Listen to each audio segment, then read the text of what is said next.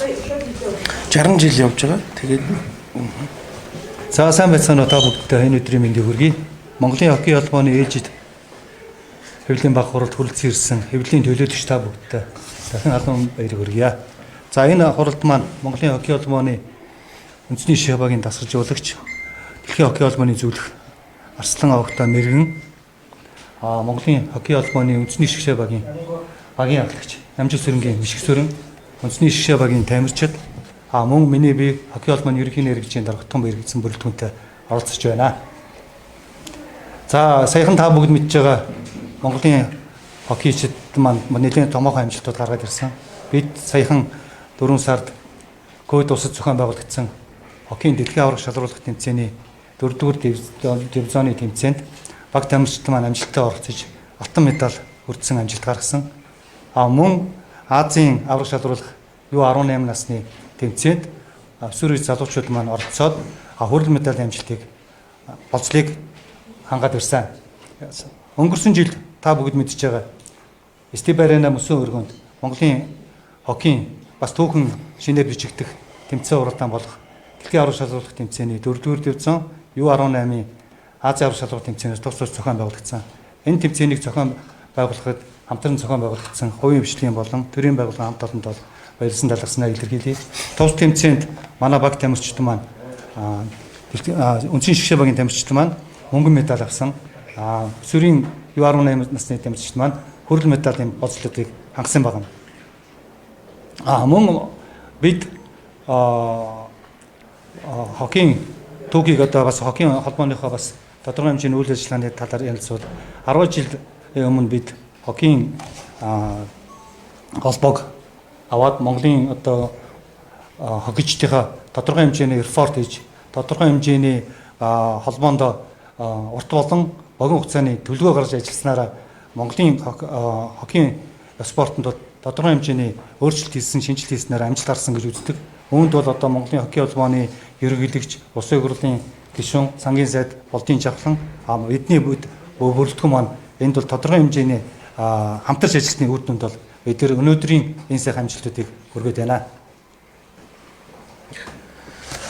За ингээд нийт Монголын ард иргэдтэй хоккей сонирхчдоо Ахмад тамирчид асалжуулагч та бүхэндээ энэ өдрийн мэндийг хүргээд бас баярын мэнд дуулгахаар одоо ингээд тамирчидтайгаа холбооныхаа удирдлагуудаа ингээд өнөөдөр ирсэн байна.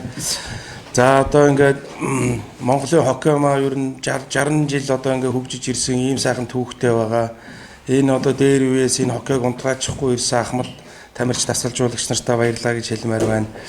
Тэгээ энэ амжилтыг гаргахад бол одоо маш их олон жил шаардсан байгаа. Энэ бол ер нь тийм амархан олдоогүй. Клубүүд маа хоккей холбоо маа ерөнхийдөө энэ хөгжлийн бодлого гаргаж тийм ээ. Энэ хүүхдүүдээ одоо өөрсдөө ургуулan өсөж ийж одоо ерөнхийдөө энэ шинэ үеийн тамирчид маа биднэрт тийм гоё одоо Монголд ийм хоккей багийн спорт байдгийн шүү. Тэгээ ганцаарчсан спорт биш багийн спортоор бас одоо ингээд анхны дэлхийн аваргын чансаатай медалийг ацарсанд одоо ингээд батлаад одоо ингээд Монгол хоккей байдаг юм байна, хөгжих боломжтой юм байна гэдгийг ингээд уриалж байна. За тэгээд ерөнхийдөө тэмцээний талаар ярих юм бол хоккей бол өөр айгүй дээр үеэсээ бол одоо хөгжлийг харах юм бол дэх үед одоо тамирчид маань нэлээд тийм ширүүн өрсөлдөөнтэй тоглодог байсан бол одоо энэ сүүлийн үеийн хоккей маань маш их тесрэлттэй, хурдтай. За тэгээ одоо энэ оролцож байгаа одоо энэ дулаан орны багууч гэсэн те Арабын Эмират, хөл өмгөн ямар лээ. Одоо ингээ энэ орныхан бол дандаа гадны тамирчидтай, гадны мэрэгжлийн Орос, Кхл, НХЛ тоглож байгаа ийм тамирчдын эсрэг одоо ингээ манай Монголын залуучууд маа өрсөлдөж энэ маш хэцүү тоглолтноос энэ одоо алтан медалийг ацарсан байгаа. Энэ хоккей спорт болохоор нөгөө хөл дээрээ бөмбөг өшөглөөж юм уу ингээ гүүгээ явчихдгөө олон цагийн одоо нөгөө тишүүрийн бэлтгэл хийдэг. Маш олон цагаар гулгалтын объем хийдэг.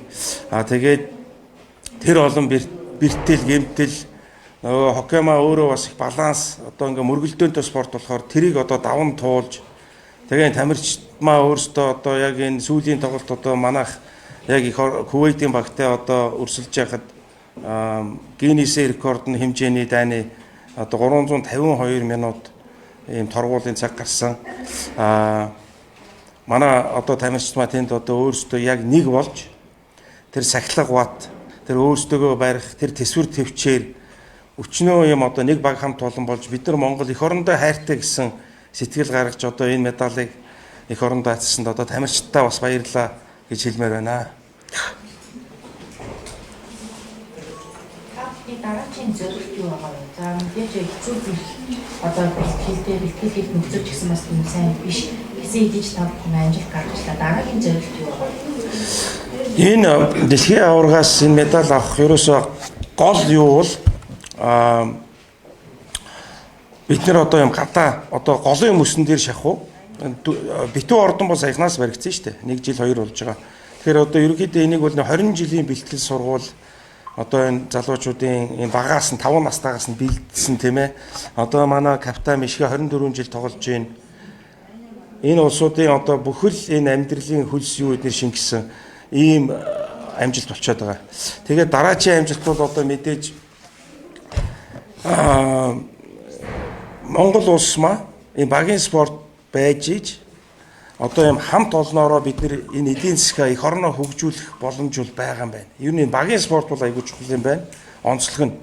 Тэгээ баг нэг хүн алдаа гаргахад л ерөөсөө энэ хожигдох вариант үүсэж байгаа байхгүй ганцаардсан спорт биш болохоор. Тэгээ яаж баг хамт олон болдгийм бэ гэдгийг л бид нэ сая бүгдээрээ л нүдэрээ сая харлаа. Тэгэхээр Монголд одоо багийн спорт хөгжөөсөө энэ улс төрчид аймгийн засаг дарга их хурлын гишүүд аймаг болгон дээрээ хот болгон дээрээ мөсөн ордон барьяач жижигхэн бэлтгэлийн заал барьяач. Ийм монголчууд биднэрт энэ баланс сайтай, морь ундаг, барилддаг ийм бие сайтай улсуудад их гой зохисон спорт байна. Зөвхөн Орос, Канадууд одоо энэ спортыг тоглохооргүй ийм багийн спортоор явж иж манай эх орон яваанда хөгжих юм болов гэсэн тийм л үзэл бодолтой байна.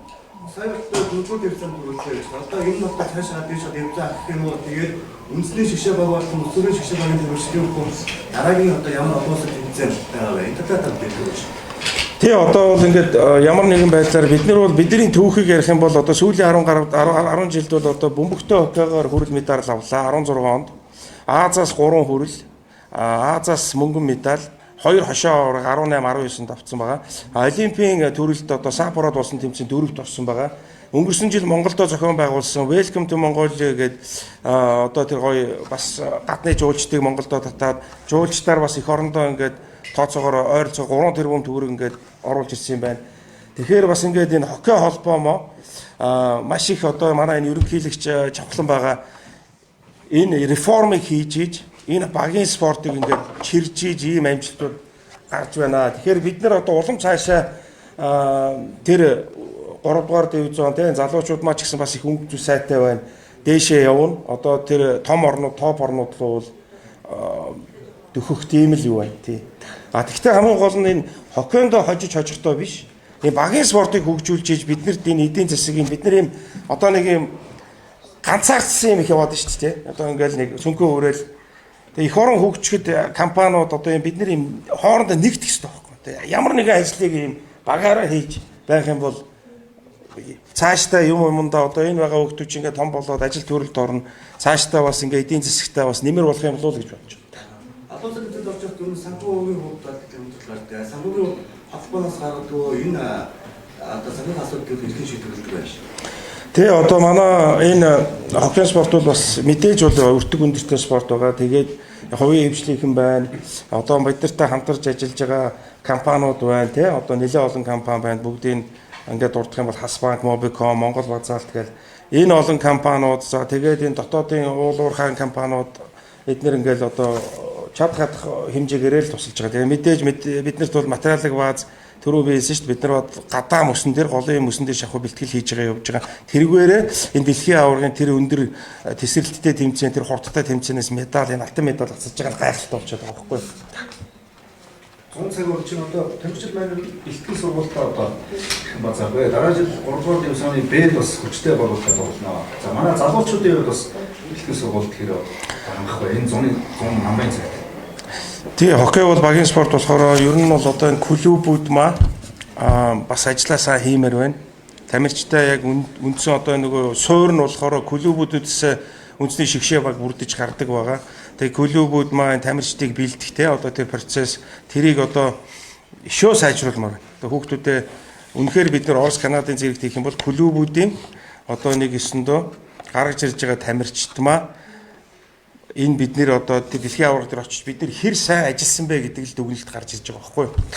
За энэ дээр нэмэт хэлчихэд Монголын хоккей холбоо бас сүүлийн үед клубүүд болон орон нутгийн салбар зөвлөлтөд төлөвлөгөө гаргаж ажилласны дүнд бол Монголын хоккейчид маань сүүлийн 10 жилд бол 13 медаль олон улсын тэмцээнээс авсан байна.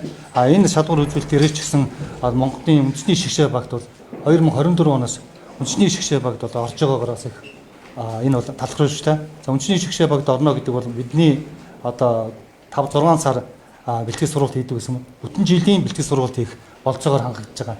Энэгээрээ эх жилийн одоо бидний дивизион ахиж байгаа тэмцээн уралдаанда баг тамирчлал маань амжилттай оролцох үндэст гарч байгаа. Тамирчдаас бас Тий, одоо манай шигшээ багийн капитан 24 жил тоглоод гараа айгүй хэцүү байсан. Маш олон би одоо бид олон жил хамт явж байгаа. Тэгээ мишгэгээрээ бас айгүй бахархаж байна. Үнэхээр класс тоглогч. Тэгээд шигшээ баг ингээд авч явхад дотор нь ингээд үеийн тамирчид байгаа байхгүй юу? Зарим нь одоо 1 жил явж байгаа, зарим нь 5 жил явж байгаа. Тэгээ эднэрээсээ тэр туршлагыг хамгийн гол нь ингээд дараагийн тамирчтай өгөх айгүй чухал байсан. Тэгээ мишгэ өөрийнхөө талаар ингээд ард иргэдээ нэг энэ бас лиг авсан тийм. Дахин багтаага лиг авсан. Ихтгэл сургууль гэсэн байна.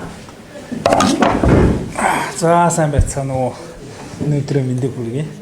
Намжлын мишгсүрэн гэдэг улсын шигшээ огтой толоо 20 гаруй жил тоглож байна.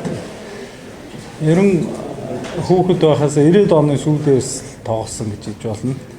Тэгээд Монголын хөгжил тэр үед ямар байсан бэ те? Монголын хоккей хөгжил тэр үед бас ямар байсан бэ? Тэгээд өдөө одоо 2024 он хүртэл тоглоход бол одоо ер нь юмэг үзлээ шүү дээ.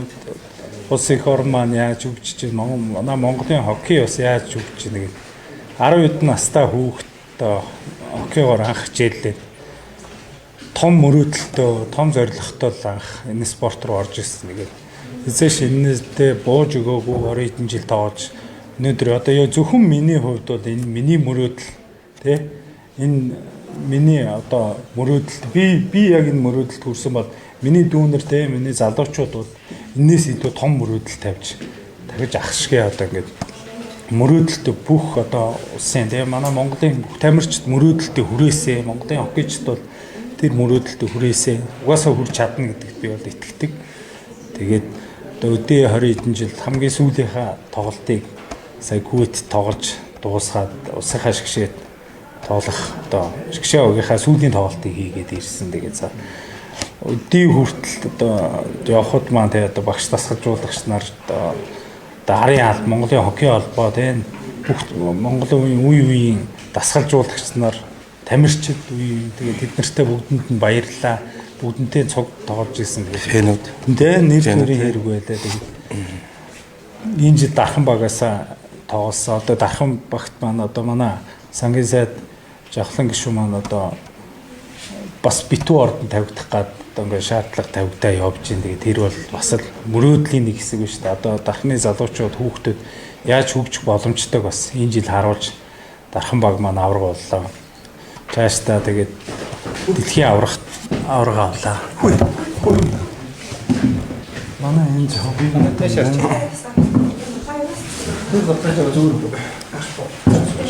Хүчимж байна. Жохон цаан болгосон. Нэг За та энэ байгаа юм бол тамирчдаас бас халуун тодорхой хугацаанд явсан гэж байна. Залуу үеийнхэн дамын ирээдүйд одоо хоккей сонирхож хичээллэхийг одоо хүсэж байгаа тэр хүмүүс хандаж юу гэж хэлэх вэ? Юу гэж заахгүй хамгийн гол нь одоо юу гэж. за одоо тэгээд ирээдүйд болсон залуучуудаа тийм одоо спортоор хичээл зөвхөн хоккей гэлтгүй тийм тэгээд гол нь залуучууд багийн спортоор зөв сайхан хичээллүүл одоо тэгээд олонтой байна тийм одоо олон хүн нэг спортоор яаж хичээлдэг юм байна гэдгийг залуучууд бол тэрэн дээр суралцсан тэгээд дашрамд хийхэд буюу одоо хүүтэйгээ цуг улсын шгшэл одоо ингээ 2 дахь жилдээ тоглоод ингээ дуусгах чи одоо манай хүү цаашдаа тоглоод явах хаа гэж одоо найдаж байна. Тэгээд багш дасгалжуулагч нар ярих баха. Таны одоо үе одоо хөлбөмбөний хөтөлбөртэй нэг шүү дээ. Одоо ажиллаж байгаа энэ хөлбөмбөний хөтөлбөрийг мэдээлэл өгөх гэж байна. Тантай таягаад байна шүү дээ. Оюун чин зүв байлгүй байх хэрэгтэй тий. Одоо миний анх тоглож исэн спорт ямар байсан гадаа орчинд одоо 90-д онд. Тэгээд үе үедээ хөгжиж одоо өнөөдөр бид нэр битүү ордонд одоо ингэж хоккей спортоор тоглож штэ тий. Тэгэхээр энэ бол үнэхээр ялгаатай зүйл л дээ. Тэгээд манай жахлан дарга маань тэгээд одоо манай энэ дасгалжуулагч нарийн бичгийн дарга нар тий арын асуудлыг бүгдийг сайн зохион байгуулж одоо ингээд залуучууд маань залуучуудаа тэмцээнд бас сайхан амжилттай үзүүлж байна. Насан туршид дэлхийн аврагтаа яваад амжилт үзүүлж гин гэдэг бол энэ ард тал бат бөх байж ижил энэ амжилтуудыг үзүүлж байгаа шүү дээ. Одоо нэг 4-5 мар тоглоод байгаа шүү дээ. Сайн олцоод амжилттай сонгон шалгуулалт хийгээд. Сонгон шалгаруулалт бол одоо эн чин энэ жил 5 тойрог болсон. Тэгээ 5 тойрог бол 5-нд дасгалжуулагч нар усан шгшөөгийн дасгалжуулагч нарийн бичиг дарга байнгын цуг явж байгаа шүү дээ тойрог болгон дээр. Тэгээд ер нь тэнцэнээс хараад шийдэн л дээ. Одоо бол нэг 5 гэж яриад байгаа болохоос та нар манай өсвөрийн хүүхдүүдийн тэмцээн хідэн баг орж ийн гэдгийг бас сайн судлах хэрэгтэй л дээ. Тэгэхээр энэ бол цаашдаа энэ залуучууд энэ ирээдүйн болсон хүүхдүүд бол маш хурдцтай хөгжиж байгаа гэдгийг харуулж байгаа. Шгшөөгөөс автобус зурдаг. Тийм, одоо шгшөөгийн тийм шгшөөгийн одоо зодог тайллаа тэгээд сүүлийнхаа тоглолтыг хийгээд багш дасгалжуулагчтайгаа ярилцаад одоо тэгээд арын албанд тамирчид бэлдэн Клубтэй тоглох уу? клубтэй одоо ярилцаад байж байна. Клубтэй тоглоно хүүхдүүдтэй сайн ажиллах хэрэгтэй байна. Дарханд одоо ордон тавигдвал одоо тэр зүгийг хариуцж ажиллах байх гэсэн найдвартай. Одоо тэгээд удирдлагууд маань юу гэж хийдэгдэх нь вэ? Хаашаа томилтонд явах нь тэгээд тэрийг л харна да. Тэр лигийн баг тав байгаа ч гэсэн энэ доороос нь гарч ирж байгаа хоккей хөгжил маа хуучин одоо 10 жилийн өмнө харьцуулах юм бол манайх 16 нас 18 насны ерөнхийдөө баг гээд тэмцээн хийждэг байсан улсын хэмжээнд. Одоо болохоор 5 нас 8 нас 10 нас 12 нас 14 нас гэж юусэн насанд байдаг болсон. Тэгээ хүүхдүүдийн тоо статистикийн хувьд бол 130% өсөлттэй явж байна. 200 хүүхдтэй байсан бол одоо 1000 гаруй хүүхдүүд яг энэ спортоор хичээлж байна. Тэгээ одоо 18 насны одоо баг нь болохоор 8 баг байхгүй. Лигийн 5 багтай байгаа ч гэсэн доороосоо нөгөө ийм өргөн фронтоор ингээ хоккей хөгжил маа ингээ явж гин гэсэн. Тэгэхээр хүүхдүүд байна, хүүхдүүд гарч ирж байна. Энэ спортоор хичээлж байна гэдэг чинь ер нь ирээдүй байна. Энэ спортод дуртай байна. Манайх ч одоо өвлийн орон. Тэгээ бид нар одоо бас энэ өвлийн оронд одоо энэ өвлийн орны нэг одоо энэ гулгалттай холбоотой бие тэнхээ хүч чадал тийм ээ төсвөр төвчээр шаардсан энэ баланс шаардсан энэ спортоор бол хичээлэх нь шаардлагатай хэрэгтэй л гэж бодож байна. Өнөөдрийн хөвлийн уул заасан бас гол шалтгаан юу вэ? Олон сэтгүүлч ирсэн байна. Гол шалтгаан бол одоо ард иргэдэд хэлэхэд монголчуудаа хэлэхэд энэ спортоор та нар тоглож хүүхдүүдэд тоглоорой. Одоо энэ утасны одоо тоглоом энэ донтолт энэ утасны юмнаас хол байгаарай. Хүүхдүүдэд энэ дээх үеийн шиг одоо энэ спортоор хичээлэх юм бол ядахтай хүүхдүүд маа эрүүл саруул тэгээ им тамга уухгүйгаас гадна бие эрүүл ухаан саруул ийм байна. Одоо тэгээд энэ багийн спортоор тоглуулж иж хамт олон чуулах одоо тэгээ бас гол суурь тавигдж байгаа. Иймэрхүү бас их давуу талууд байна. Тэгээд монголчуудаа урайлаад бид нарыг дэмждэг одоо фэнүүд байна, хоккей сонирхтонгууд байна. Тэгээ бусад одоо ингээд ард иргэдээ байнгын дэмжиж бид нарыг одоо ингээд тусалж байгаа спонсоруудаа бас баярлалаа гэж хэлмээр байна. Азийн орны залуучууд маань бас нэг том амжилт хийсэн байлаа шүү дээ. Нэг багийг хичээлийн голын зөвлөлтөөр байсан. Манай даваа тэр тоглолтыг сайн болсон. Тэр тоглолтын талаар. Яг бай тэр тоглолтын талаар би нэг олон юм ярмааргүй. Яг бодиттой бол тэр ирсэн баг маа энтхийн баг байгаа болохоор яг үнэхээр тийм төвшин бид нартэй тоглохоор тийм сайн төвшин биш. Тэгэхээр яг тооны харьцаа тэр гарсан. Гэхдээ тэр бол зүгээр статистик бол тийм надад таалагддаг. За асуулт. За хөрөлцөн ирсэн та бүгдээ баярлалаа. Бас өнөөдрийн бас хэвлэлийн баг хурал дээр бас манай анхнаас сайхан асуулт тавьсанд. За тэгээ та бүгдийн маань ажил хөдөлмөр эрүүл мэндийн аз жаргалыг та бүгдээ өсгөрөөё. Та бүгдтэй энэ цаг наргүй ажиллаж байгаа сэтгүүлчтэй баярлалаа л гэж хэлмээр байна. За. Даваа нэмэлт хавдарч гэдэг. Монголын шгшээ одоо 2 дахь жилдээ тоглож байгаа. Яагаад энэ хоккейн спортыг сонирхох болсон бэ? Яг юунд нь татагдсан юм бол? Анх зүгээр тэгэл доктор гулгаж байгаа л тэгэл хүмүүсийн тоглож байгааг хараад байрныхаа цонхоор тэгэл анх очиод ингээл багт нь ороод одоо нийтдээ 7 жил болж байгаа тоглоод байна. Өөрийнхөө гаргасан амжилтуудаас дурдвал Олон улсад ивэл одоо өмнө жил Азийн аврагт дэлхийн аврагт л одоо тоглож байна. Улстай бол нэг 2-3 жил дараалал төрүүлсэн тийм. ер нь одоо сүүлийн үед хоккей спортыг тоглох, хоккей спортыг сонирхох хүүхдүүдийн тоо бас эрс нэмэгдсэн гэж тэгж шүү дээ тий. Тэгэхээр одоо тэдгээр хүүхдүүдэд хандаж дөнгөж шинээр хичээлж байгаа хүүхдүүдэд хандаж бас юу гэж хэлмээр байна? Тэгэл ер нь бол багийн спорт тэгэл хэцүү олон жил явна. Тэгээд энэ гулал тэгэл бүх булчингууд ажилдаг болохоор одоо олон жил тоглоод заач. Хүүхдүүдтэй хамт хэлэхэд тэгэл бити бууж өгөөрэй. Тэгээд улам сайн хичээгээрэй л гэж л та. Тэгэхээр ерөнхийдөө бол одоо зарим тал дээр одоо юу гэдгийг тэмцээн уралдаанд ормоор байгаа боловч одоо санхүүжилт гэдэг нэг хүндрэлтэй асуудал тулгардаг. За түрүүн мэдээлэл хийж байхад бас ивент итгэгч байгууллагууд байдаг гэдэгчээс ерөнхийдөө тэдгээр хүмүүст бас хандаж хэлэх хүзүйл байна. Тэгээ бүх гадшаад тэмцээнд явхад ивент итгэж байгаа байгууллагуудаа бүгдэнд нь баярсан талархсан. Намайг ундрмаа хөхтэй зингэлэгт. Шгшээ багт ороод хэр удаж байгаа вэ? Би үндсэн шгшээ багтаа тоглоод 2 дахь жилдээ тоглож байгаа. Тэгэхээр бас чамгүй том амжилт гаргаад ирсэн байх шүү дээ тий. Энэ талаараа ярихгүй юу? Дэлхийн аваргын 4-р дивизионоос манай үндэсний шгшээ маань алтан медаль авсан байгаа. Үнэхээр миний хувьд бол мөрөөдөл байсан дэлхийн аваргаас алтан медаль авах гэдэг. Ямар улсын багуудтай тоглосон бэ? Индонезийн шгшээ багтаа тоглосон, Кувейтийн шгшээ багтаа тоглосон, Малайзийн шгшээ багтаа тоглосон.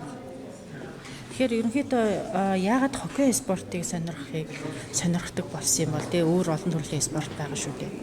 Хоккей спорт бол багийн спорт. Тэгээд нэг онцлог нь бол үсэн дээр гулаад бүх гар хөл бүх зүйл одоо ингэ зэрэг ажилтдаг онцлогтой спорт болохоор энэ спортыг сонгосон. Тэгэхээр сүүлийн үед хоккей спортыг одоо сонирхож хичээллэх хүүхдүүдийн тоо эрс нэмэгдсэн гэдэг чинь тэдгээр хүүхдүүдэд хандаж юу гэж хэлмээр байна. Ер нь та нарт одоо зайлшгүй шаардлагатай одоо тулгамдаад байгаа зүйл яг юу байгаа вэ? Одоо бол тулгамдж байгаа тийм асуудал бол ерөөхдөө байхгүй. Гэхдээ битүү ордон баригдсанараа биднэрт маш их давуу тал болж өгсөн бэлтгэл сургуулийн их боломжууд нээгдсэн. Тэгэхээр тэгээд энэ спорт үнэхээр сайхан спорт. Тэгэхээр битүү ордон баригдсны яг давуу тал нь юу юм бол? Битүү ордон баригдсны давуу тал гэх юм бол бид нэр хуучин битүү ордон баригдахаас өмнө өвлийн 3 сар бэлтгэлээ хийгээд 3 сарда тэмцээнд болоод одоо бусад өвөл дуусгаад л одоо бидний сизон дуустдаг байсан. Харин одоо битүү орднууд баригдсанаар бид нэр өвлийн 4 үйлрэл бэлтгэлээ их боломжтой. 4 үйлрэл ялч үйлрэл тэмцээн их боломжтой болсон болохоор 4-р дивизион гэдэг түрүүн хэллээ л дээ. Энийг нэг тайлбарлаад өгөхгүй юу? Спорт мэдгүй хүмүүст. Гэт бүх улсуудыг дивизионоор нь ангилаад тэгээд манайх энэ жил өнгөрсөн жил дэлхийн аврагт орсон 4-р дивизионоос 4-р дивизионда төрүүлэх юм бол дээшээ 3-р дивизны Б ангилалд тоглоно. 3-р дивизны Б ангилалтаа төрүүлэх юм бол 3А, 2-ын Б, 2-ын А, 1-ийн Б, 1-ийн А. Тэгээд 1-ийн А-да төрүүлэх юм бол топ дивизон буюу одоо Канада, Орос, Америк тэр бүт улсууд шансаагаар нь ангилж байна гэсэн. За цаашдын одоо амжилтанд спортын гараанд амжилт хүсье. Баярлалаа.